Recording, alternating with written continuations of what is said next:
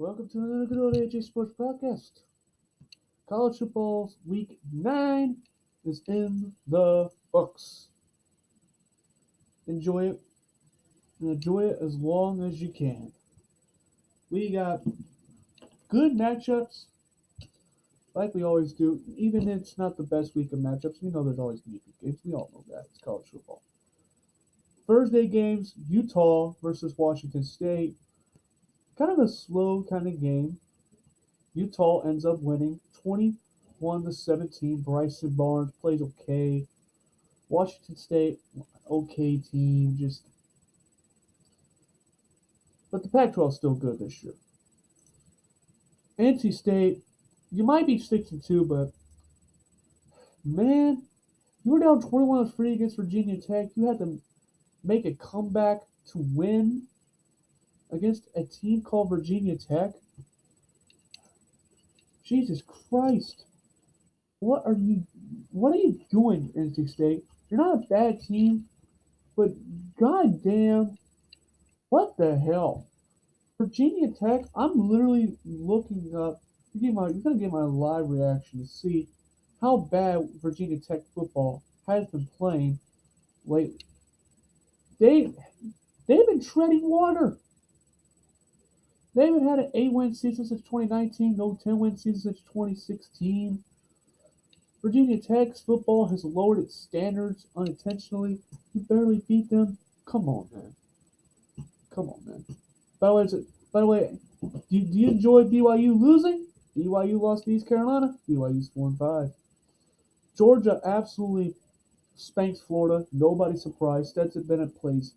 Made some mistakes, but that's kind of the quarterback Stetson Bennett is. He's not great, but he ain't embarrassing himself. So that's what you get out of Stetson Bennett.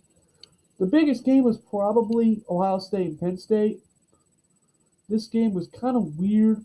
Penn State was actually up at the half, but in the fourth quarter, Sean Clifford made too many mistakes, and eventually Ohio State took advantage of those mistakes that Penn State made. C.J. Stroud plays good, maybe not great, but once again, when Penn State was self-destructing, he didn't really need to play great. Travion Henderson was back.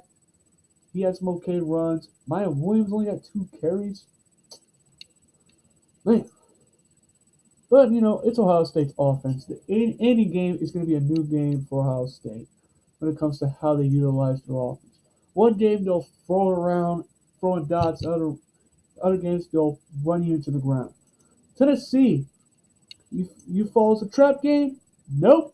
They absolutely dominated Kentucky. Just dominated. This is easily Tennessee's best performance of the year, even though they did beat Alabama. Tennessee drugged them off the field.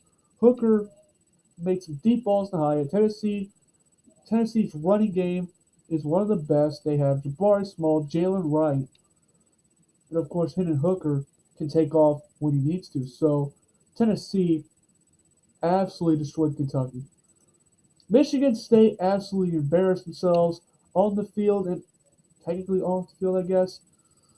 J.J. McCarthy doesn't play good, but Blake Corum just grounded and pounded Michigan State. Michigan State had 276 rushing yards on offense, 5.3 yards. They carried the ball 52 times. And a slow, painful death of Michigan State.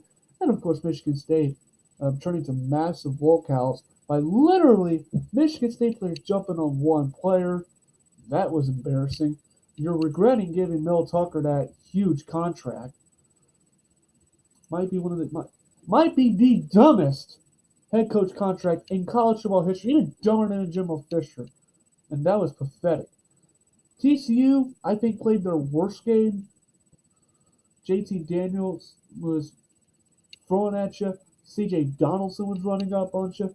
But TCU wins 41-31. Max Duggan plays well. Kendre Miller, we all know he's been a very good running back this season for TCU. TCU is still undefeated. They're 8-0. I want him to be undefeated. I want him to make the playoffs, but I'm just not believing it. I just think there is a team out there that's gonna knock them off. And I think the way the season's going, TCU I think has got to go undefeated to make the playoffs. Their next schedule is Texas Tech. I think that's a win. Texas at Texas on November 12th. It's at Texas. Texas is good but not great. But if TCU doesn't play well and Texas plays well enough, they can knock them off. So does Baylor. Baylor has embarrassed themselves this season. They can still knock a team off. And that's where I predict TCU to lose to Baylor. I think they beat Texas. I think they step up. They play up to their competition to beat Texas. Baylor's going to be a massive trap game because Baylor still has talent, but they're disappointed. They had their ambitions of winning the Big 12. That's practically dead. So I really think TCU fans, don't be watching out for Texas. I think you'll beat Texas.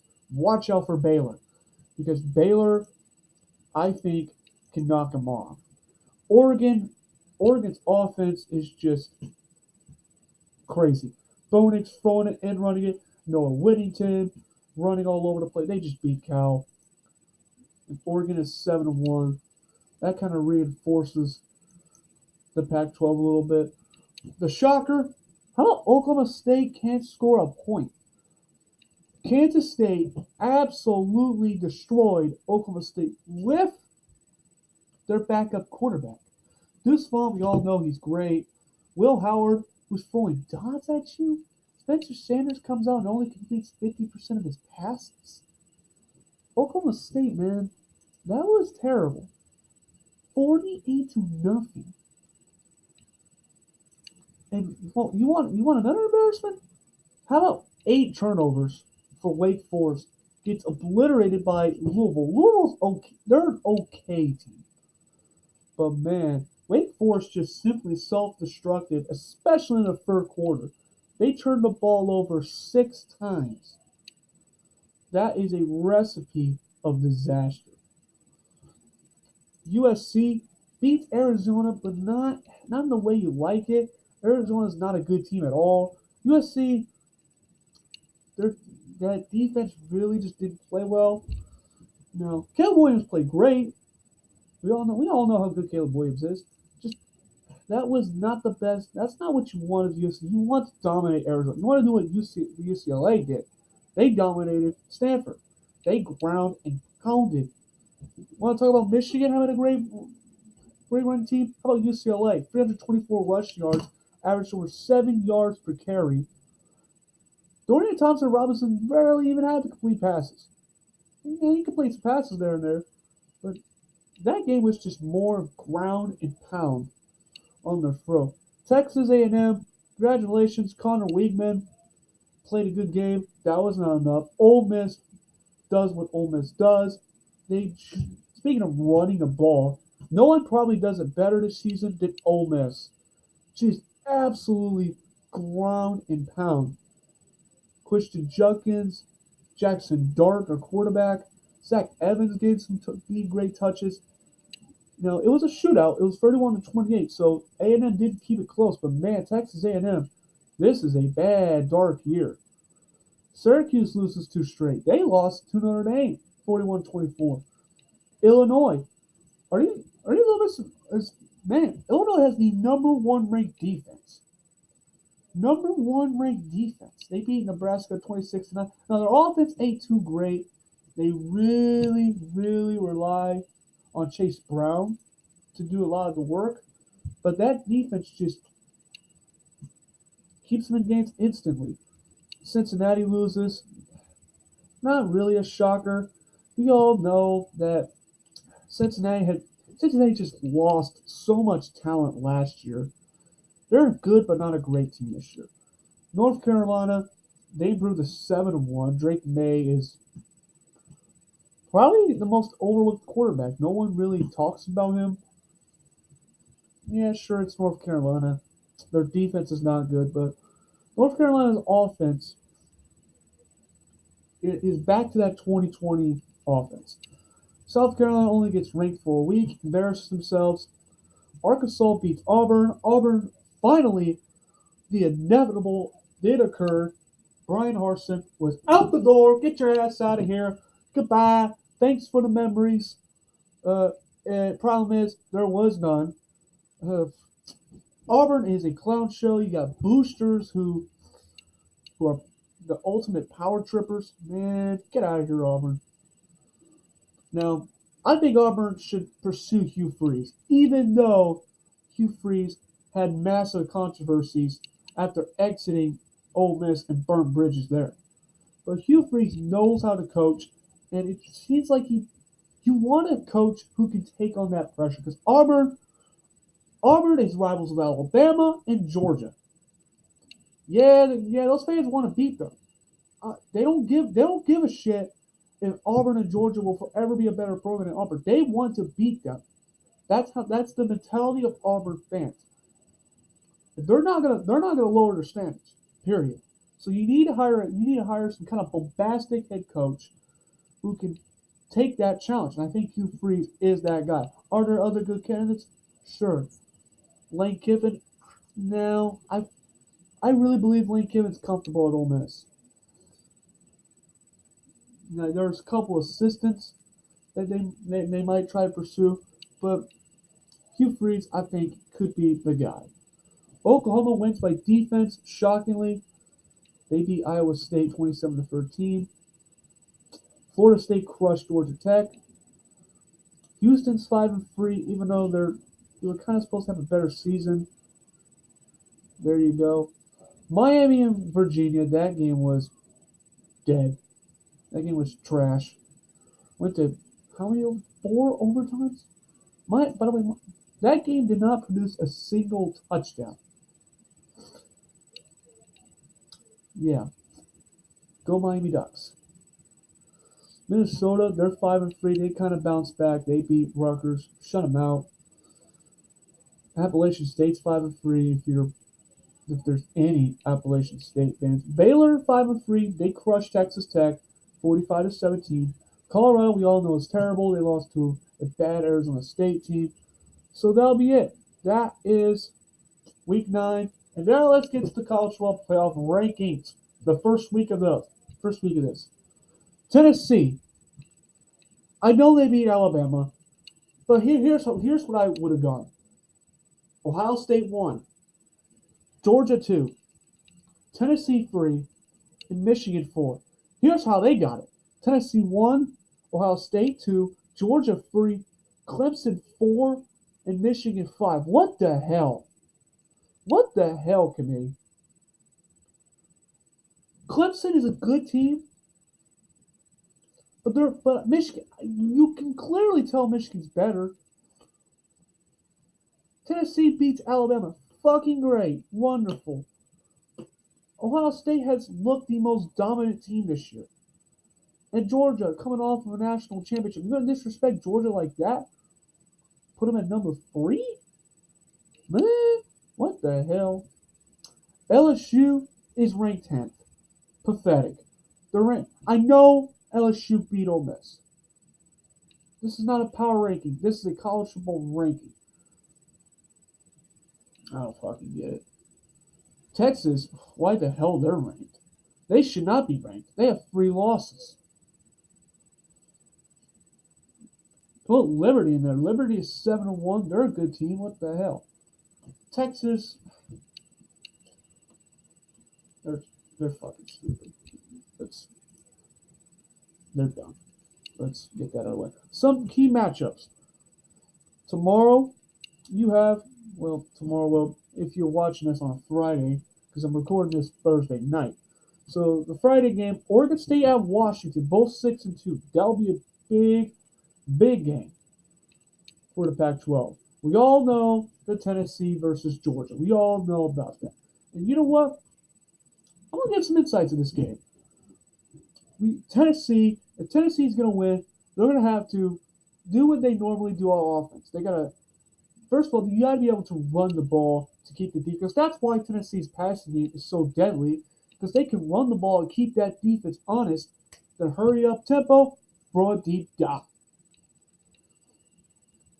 That's how Tennessee's offense works. They got to be able to run the ball a little bit against Georgia so they can set up those deep bombs that they throw. And that defense has got to hold up. That pass defense is terrible. Now, they did hold their own against Kentucky, but Georgia, they're sleeping on their offense. Now, Georgia's offense is a little more of a conservative approach. They move the ball more methodically. So here's how Georgia wants to do. Georgia's offense has got to execute what they normally do, is methodically drive down the field.